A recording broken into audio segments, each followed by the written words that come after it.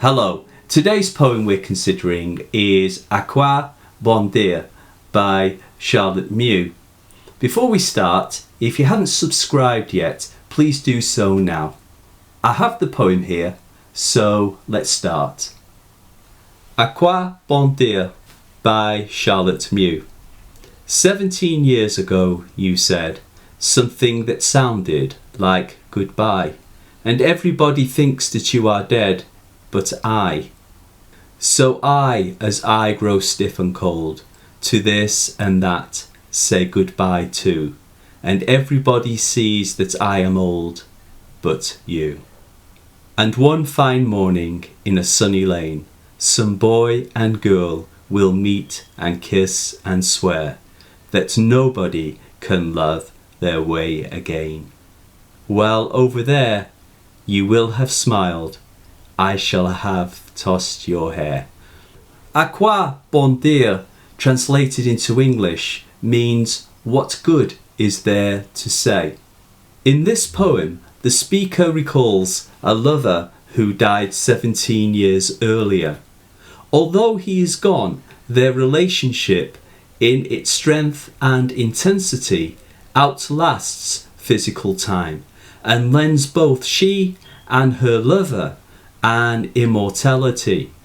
Like many love poems, it is written in the first person, I, and by addressing her lover with the second person pronoun you, this establishes and emphasizes their bond.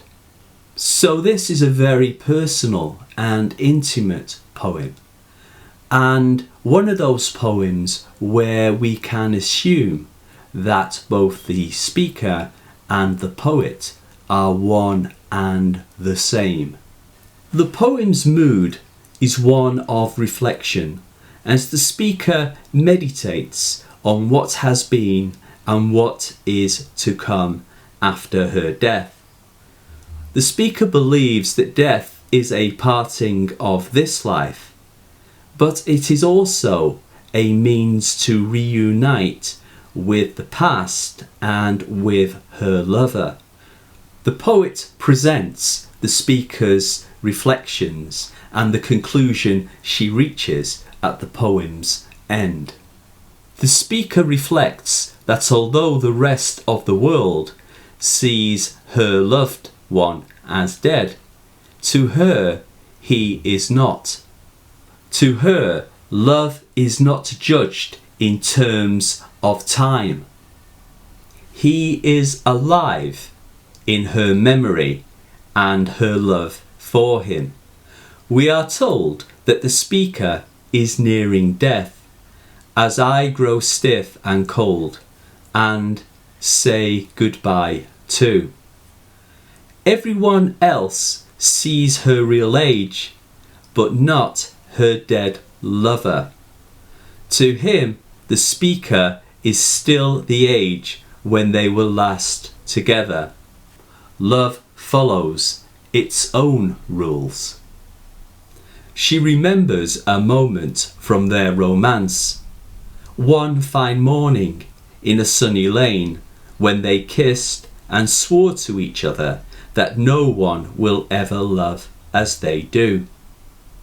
But now she imagines another boy and girl like them on a similar morning in the future, doing as they once did and believing that their love too is unique. At the poem's conclusion, the past and the future meet. In this future, where the two new lovers meet, her dead lover will have smiled and the speaker will have tousled his hair. The poet cleverly expresses this theme of past and future uniting by employing the future perfect tense. You will have smiled, I shall have tossed your hair. By doing this, past and future love combines. The poet cleverly combines the past and the future, and the poem's ending suggests that love can bend time. Past events like their kiss never fade and reverberate into the present and the future. Over there is ambiguous. We do not know where this other place is. Is the speaker referring to an afterlife, or the place where the new lovers meet and where they can be observed? A parallel time, a parallel universe of sorts. Like all great poets, Charlotte Mew does not explain and leaves it to us to decide. And like all good poems, there are many themes to explore. The poem is one of hope that loved ones are reunited because love and literature has the power to transcend time and mortality. The poem reminds us of the power of literature to bestow an immortality of sorts by writing of those we love. The poem answers the question the title asks: what good is there to say? It concludes that there is plenty good to say of life and the afterlife. Also, that love has the power to defy time and bestow, through continued love, an immortality. That love is ageless and immortal. The poem also suggests that love may be a universal emotion, but is experienced individually and is unique to each lover. Charlotte Mew, 1869 to 1928, was an accomplished poet and was admired by other writers, including Thomas Hardy and Ezra Pound. Hardy thought her the finest woman poet of her day, while Virginia Woolf said Mew was unlike anyone else. High praise indeed. A Quoi Bon Dire appeared in an anthology of her poems published in 1916. Despite the optimism of the poem, Mew's own life was tragic.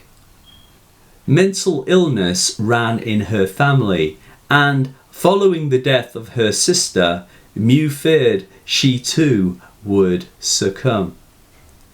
In 1928, she took her own life. A Quoi Bon Dire and the other fine poems she wrote pay testimony to a unique voice in literature. I hope you found this video helpful. If so, please hit the like button and also the bell. If you haven't subscribed yet, it would be great if you would do so. Also, check out our other videos on writing and textual analysis. Until next time, from Carol and me, write well.